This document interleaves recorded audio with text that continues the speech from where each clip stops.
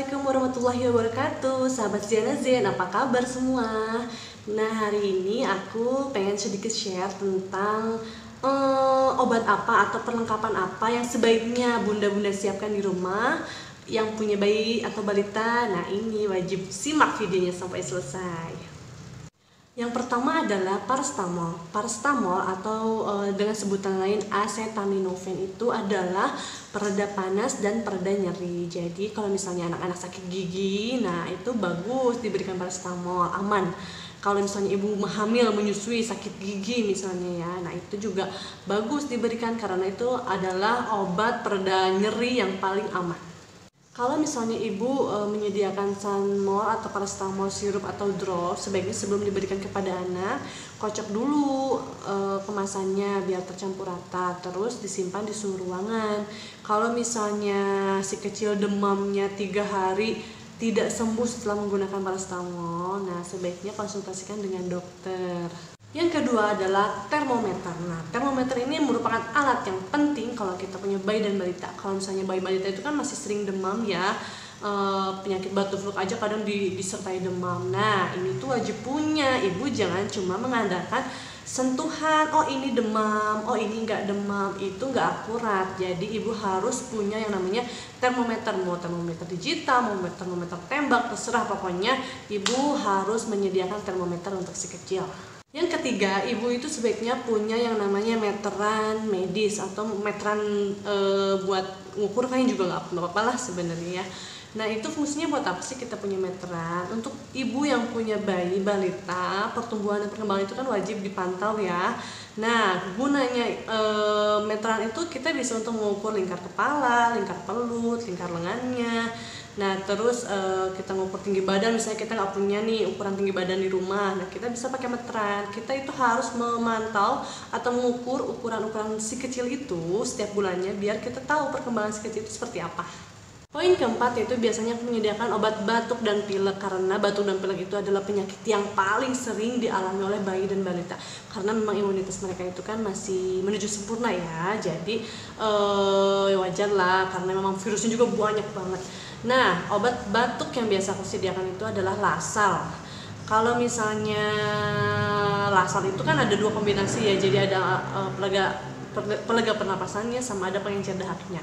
Bisa juga menyediakan Ambroxol, bisa untuk mengencerkan dahak aja. Jadi terserah, bebas aja ibu mau menyediakan merek apapun. Yang pasti kalau misalnya gejalanya masih ringan-ringan, berikan hal-hal yang alami dulu, misalnya kayak sering berjemur, terus kasih dulu makanan-makanan yang sehat, pokoknya biar imunitasnya meningkat, karena memang penyakit yang disebabkan oleh virus itu sembuh karena imunitasnya meningkat. Jadi sebenarnya nggak usah dikasih obat, bisa sembuh dengan sendirinya. Tapi kalau misalnya keluhan atau gejalanya itu berat, mengganggu si kecil banget, bolehlah kita kasih obat. Kalau misalnya obat untuk pileknya nih, aku biasanya ngasih Alko, karena itu kan bagus juga ya obatnya, Alko. Terus kalau enggak cetirizine untuk obat alerginya, kan biasanya pilek juga kan karena alergi juga bisa. Terus untuk bayi-bayi awal biasanya aku kasih Transflumin, misalnya kan itu semacam balsam ya, semacam salep, jadi aku biasanya olesin ke punggung sama dadanya. Terus Pure Kiss nih, kalau misalnya bayi-bayi kecil yang hidungnya udah mampet, kasihan kan, kita bantu dikeluarkan, diencerkan dengan pakai Pure Kiss nih. Pure Kiss ini betulnya tetes ya, jadi kita bisa teteskan ke wadah kecil dengan menggunakan air hangat, nanti uapnya biar dihirup sama si kecil. Selanjutnya yaitu obat tetes untuk hidung bayi yang sedang tersumbat. Jadi kalau misalnya kita tetesin atau kita semprot pakai obat itu, nanti lendirnya itu akan mencair dengan sendirinya, jadi membantu melegakan hidung si bayi yang tersumbat. Poin selanjutnya yaitu aku biasanya menyediakan Caladin cair atau lotion. Nah, Caladin cair ini banyak sekali manfaatnya. Selain untuk biang keringat, kalau misalnya anak kecil ada ruang popok sedikit juga bisa pakai itu karena mengandung zinc oxide.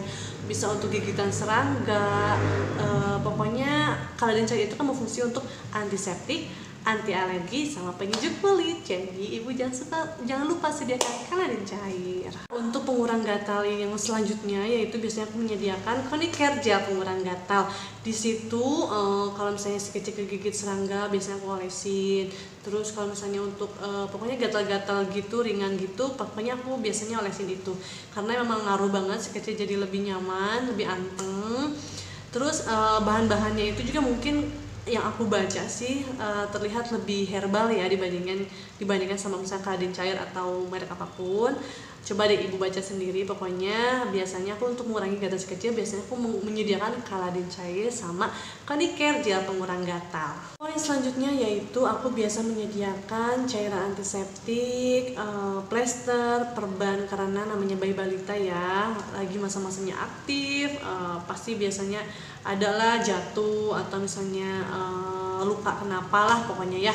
Nah itu penting banget karena untuk pencegahan infeksi pertama yang harus kita lakukan yaitu mencuci luka si bayi dengan air mengalir, lalu tambahkan cairan antiseptik, lalu kalau bisa untuk menghindari kotornya luka anak kita itu tutuplah pakai perban atau plester. Yaitu makanya kita harus menyediakan cairan antiseptik kayak betadine misalnya gitu, terus plester, perban. Terus aku mau share yang gak kalah penting selain obat-obatan atau perlengkapan lainnya. Nah ibu itu harus menyediakan suntikan, terus jarumnya buang di tempat yang aman. Nah suntikan itu kan ada macam-macam ya ukurannya, jadi sebaiknya belinya yang 3 cc atau 5 cc aja. Ya, itu kan bayi kan biasanya kan gak mau mangap ya kalau nggak minum obat. Nah itu suntikan itu enak banget kasih obat kalau misalnya kita pakai suntikan, takarannya tepat, pas mukanya mulutnya sedikit kita langsung semprotkan ke pinggir, jangan ke tengah ya, kita semprotkannya ke pinggir biar gak keselak. Itu mudah banget, itu solusi yang tepat untuk anak yang susah minum obat, untuk anak yang tutup mulut kalau minum obat. Poin selanjutnya yang harus ibu atau bunda sekalian stok di rumah yaitu adalah Ezera, karena itu adalah moisturizing cream untuk menutrisi kulit bayi agar tetap lembab dan mencegah kekeringan. Nah apalagi untuk bayi-bayi yang suka mengalami dermatitis atopik ya, atau misalnya kulitnya kering banget, nah itu wajib dipakai setiap hari, sehari 2 kali setelah mandi. Poin selanjutnya yaitu adalah kita harus menyediakan yang namanya suplemen makanan. Itu berfungsi untuk menambah atau melengkapi kebutuhan vitamin mineral yang belum tercukupi pada saat si bayi atau si anak lagi susah makan. Aku biasanya menyediakan Immunpen atau Apialis ya, terserah bunda mau merek apapun, suplemen makanan apapun. Yang pasti suplemen makanan itu bukan digunakan untuk mengobati penyakit ya, tapi hanya berfungsi untuk melengkapi kebutuhan nutrisi si kecil yang belum terpenuhi ketika si kecil susah makan atau misalnya sedang sakit. Terus bunda atau ayah itu nggak perlu ke dokter anak atau ke dokter lain itu bilang, dok aku pengen vitamin penambah nafsu makan. Itu salah, dan itu pun nggak ada yang namanya vitamin penambah nafsu makan. Karena kalau misalnya tersedia, dokter anak atau dokter manapun nggak akan bingung ngasih resep untuk anak-anak yang lagi susah makan atau lagi gampang sakit. Jadi nggak ada ya bunda atau ayah yang namanya vitamin penambah nafsu makan. Oke, poin yang terakhir yaitu aku biasanya menyediakan madu di rumah, itu wajib ya. Banyak banget manfaat madu untuk anak ya. Pertama, bisa loh meringankan batuk pilek, mengobati luka, terus meningkatkan imun tubuh. Nah, di dalam madu yang dihasilkan bayi itu ternyata banyak kandungannya. Kandungan madu itu yaitu ada gula, ada karbohidrat, vitamin C, vitamin B, ada kalium, ada zinc, ada zat besi. Ya pokoknya banyak banget, pokoknya di situ juga ada antioksidan. Jadi buat ibu-ibu yuk bukan sering-sering tapi rutinkan kasih si kecil madu ya, sehari bisa 1-2 kali 1 sendok lah, pas bangun tidur sama mau tidur. Nah itu bisa meningkatkan kekebalan tubuh dan masih banyak manfaat yang lainnya. Nah biasanya aku nyetoknya itu madunya itu madu dari madu holistik karena aku kerja di rumah sakit holistik. Jadi aku biasa mengkonsumsi madu murni atau madu asli dari rumah sakit holistik. Manfaat pertama yaitu madu bermanfaat untuk menyembuhkan luka. Misalnya si kecil jatuh, nah kita bersihkan dulu lukanya dengan air mengalir. Nah setelah itu oleskan madunya di area luka itu 2-3 kali sehari. Nah poin kedua manfaat madu itu sebagai prebiotik. Prebiotik itu bisa melindungi pencernaan atau membuat pencernaan lebih sehat. Nah kalau misalnya si kecil rutin minum madu, berarti pencernaan si kecil itu sehat, akan nyaman untuk si kecilnya, kecilnya, terus si kecilnya itu jadi suka makan. Karena siapa tahu si kecil nggak suka makan karena memang perutnya tidak enak. Kalau misalnya rutin minum madu, biasanya si kecil jadi nafsu makannya meningkat. Ketiga yaitu konsumsilah madu ketika anak batuk pilek, karena itu dapat membantu sekali. Konsumsi 1-2 sendok anak pada saat dia mau tidur. Insya Allah kalau misalnya setelah minum madu dia akan tidur lebih nyenyak. Selanjutnya manfaat madu adalah meningkatkan kekebalan tubuh. Nah, makanya ayah bunda harus rutin memberikan madu buat si kecil. Karena di dalam madu itu kan memiliki banyak kandungan yang tadi sudah aku sebutkan tadi. Ada karbohidrat, vitamin C, vitamin B, zinc, kalium, dan sebagainya. Dan merupakan antioksidan untuk menangkal radikal bebas yang bisa menyebabkan berbagai penyakit. Poin terakhir, manfaat madu itu bisa sebagai sumber energi. Jadi kalau si kecil rutin makan madu, biasanya lebih aktif, lebih ceria, karena di dalam madu itu kan mengandung gula alami ya, ada glukosa dan fruktosa.